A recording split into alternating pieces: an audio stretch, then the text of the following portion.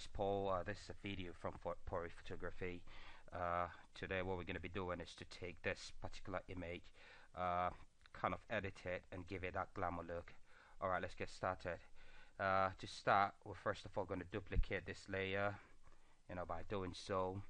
And the first step, or the first part of the editing, is going to be cleaning up of the background. As you can see, it's looking grayish. What we want to do is to give it that white, nice looking background.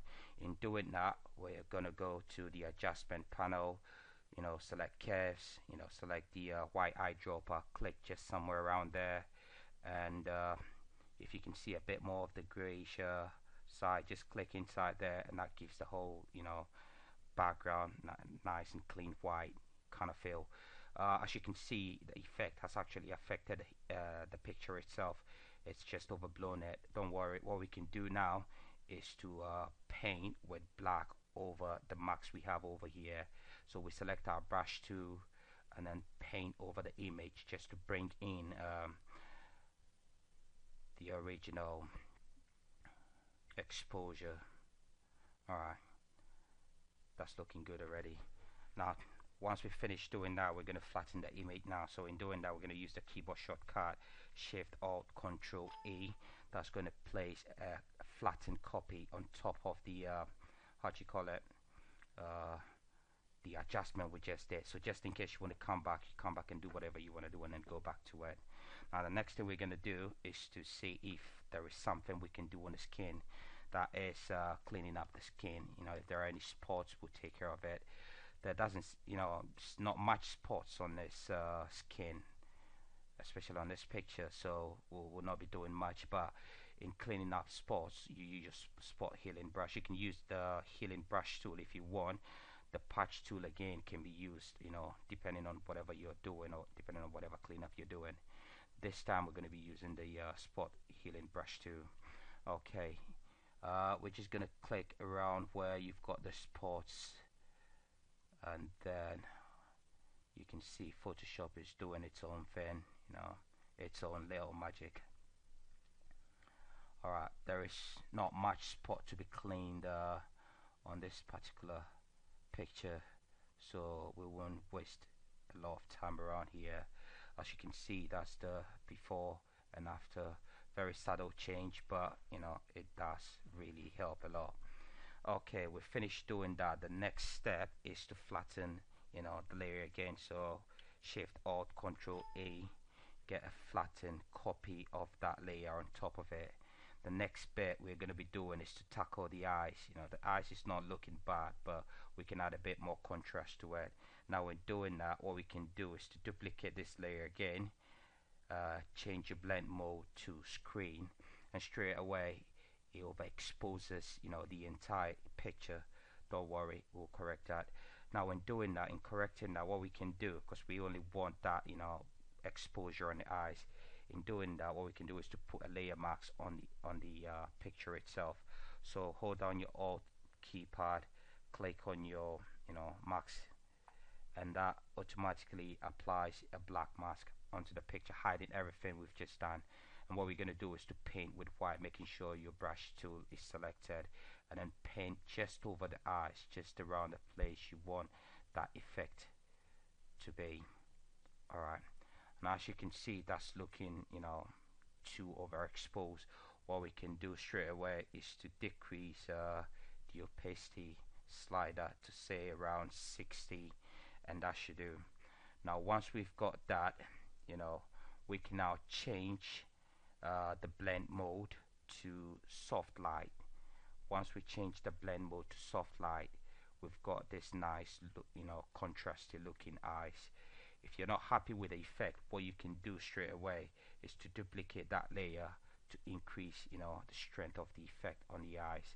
And that's the before and after. Very subtle changes, but makes a lot of difference. Okay, the next thing we're going to do now is to flatten this layer again. So Shift Alt Control A, that flattens the layer. So we've got a new flattened layer now. We can come back and do any other changes we want in the near future. Alright, the next step we're going to be doing is to work on the skin tones. I mean, a lot of you might say the skin tones is not looking bad. Well, yeah, but we want to give it that kind of glamour feel. So in doing that, the first thing we're going to do is to convert this image to a monochrome image. So we go to click on the monochrome, and then what we're going to do is to bring back at least a bit of the color into the image, because we've desaturated the image now.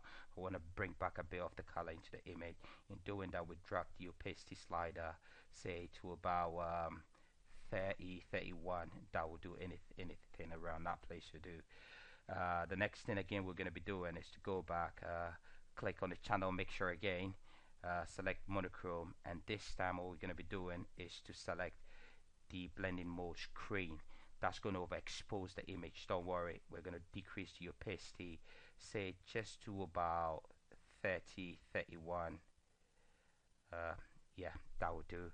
The next thing we'll be doing again is to go back again to the channel mixer.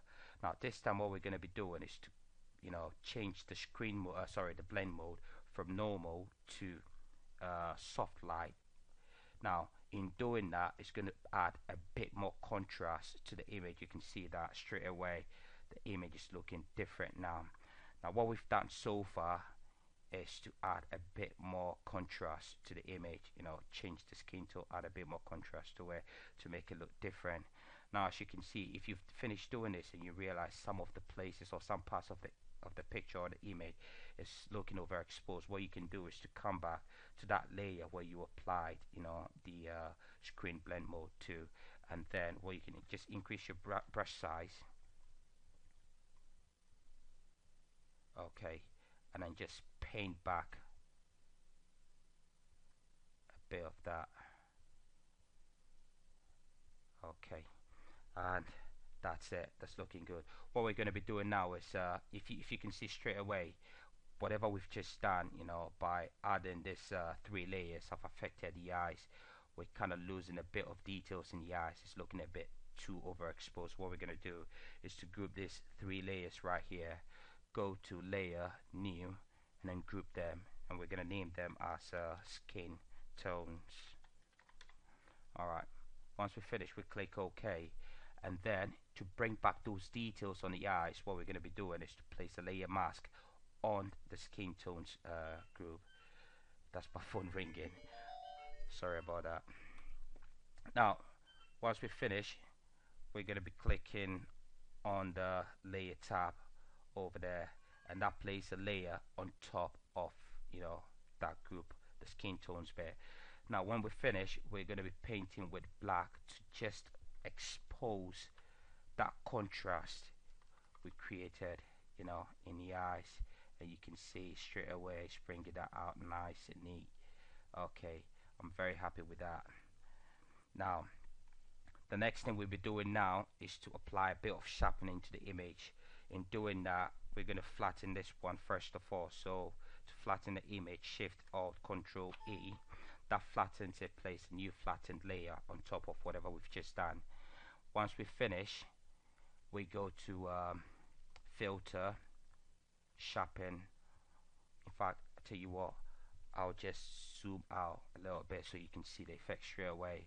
Filter, sharpen, on sharpen marks, and straight away you can see the change has been applied, but it's been applied to the entire image. That's not what we really want, but we'll just click OK, accept it, and then proceed with it.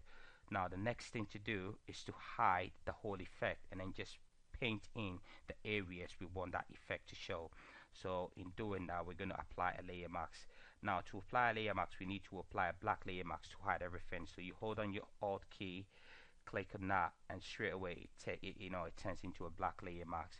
This time we're going to be painting with white. Make sure your brush is selected, zoom in a little bit, and then paint that sharpness on the eye and just around the eyelashes to bring in those details. Okay, we'll paint on the lips too.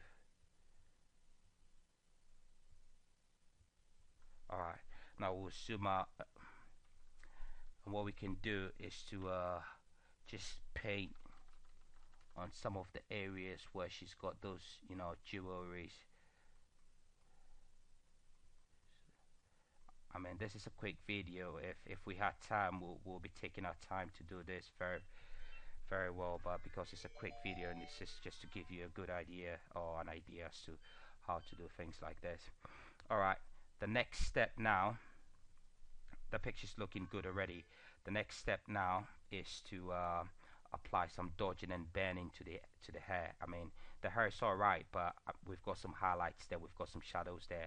We can improve the highlights, you know, by using the dodge tool, and then we can improve, you know, the shadows using the burn tool. So I'll select the dodge tool now. In fact, before I do anything, what I'll do first of all is to flatten that layer again. So Shift Alt Control A, that flattens the layer.